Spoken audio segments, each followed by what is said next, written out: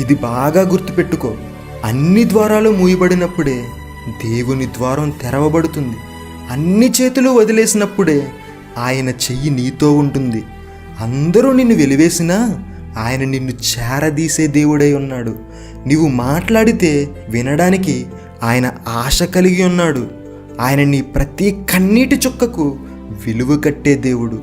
కునుకక నిద్రించక నీ కోసం నిలబడే దేవుడు. మరి ఎలా అనుకుంటున్నావు నువ్వు ఒంటరివాడువని? సొంత అన్నల చేత పడద్రోయబడిన యోసేపు కూడా ఒంటరితనం అనుభవించిన వాడే. అయినప్పటికీ ఒక రాజ్యానికి ఒక అధికారిని చేశాడు ఆ మహోన్నతుడు. గ్రహించే శక్తి ఉంటే వేసే అడుగు, చేసే పోరాటం, కలిగే అనుభవం ప్రతీదీ మన మేలుకే. పడిపోయిన వాడికే కదా నిలబడడం ఎలాగో తెలుస్తుంది.